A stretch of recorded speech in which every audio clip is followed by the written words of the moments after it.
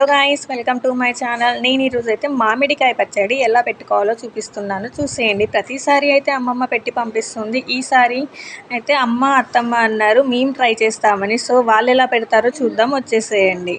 First అయితే మామిడికాయలు తీసుకున్నారు, వాష్ చేసుకొని నీట్గా తూర్చి తొడిమెలు అయితే తీసి పెట్టారు. మామయ్య వచ్చి పీసెస్గా కట్ చేశారండి. మేమైతే చిన్న పీసెస్ ఇష్టపడతాం, సో చిన్నగా కట్ చేసుకున్నాం. ఆ తర్వాత మేమైతే షాప్కి వెళ్ళి విజయ ఆయిల్, మిర్చి పౌడర్, సాల్ట్ తీసుకొచ్చాము. కట్ చేసుకున్న పీసెస్కి ఆయిల్ ఇంకా పసుపు అప్లై చేసామండి.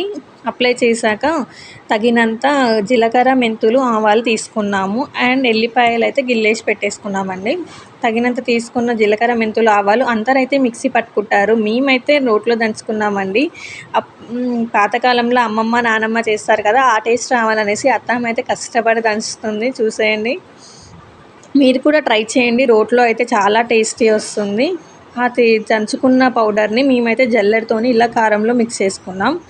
ఆ తర్వాత పీసెస్ తీసుకున్నాం కదా, ఆ పీసెస్లో కొంచెం ఆవాలు, కొంచెం జీలకర్ర ఇలా టేస్ట్ కోసం వేసుకున్నామండి. తర్వాత మా బామ్మర్ది చూసాడా కష్టపడి ఎల్లిపాయలు అయితే దంచుతున్నాడు. ఆ ఎల్లిపాయలు పచ్చగా దంచుకోండి. ఆ తర్వాత ఆ ఎల్లిపాయల పేస్ట్ తీసుకొని కారంలో అయితే మిక్స్ చేసుకోండి. కారంలో అన్నీ మిక్స్ అయ్యేలాగా ఇలా మిక్స్ చేసుకోండి. ఆ మిక్స్ చేసుకున్న కారం పౌడర్ని పీసెస్లో అయితే ఇలా వేస్తూ మంచిగా కలపండి. చేతితో కలిపితేనే ఆ టేస్ట్ వస్తుందండి, ఈ స్పూన్తో అయితే రాదు.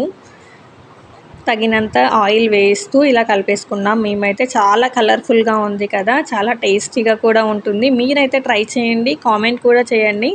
మేమైతే వెంటనే ఆగలేక బేషన్ నుంచి జార్కి మార్చంగానే అన్నం పెట్టేసుకొని కలిపేసుకొని తినేసామండి. చాలా టేస్టీ ఉంది.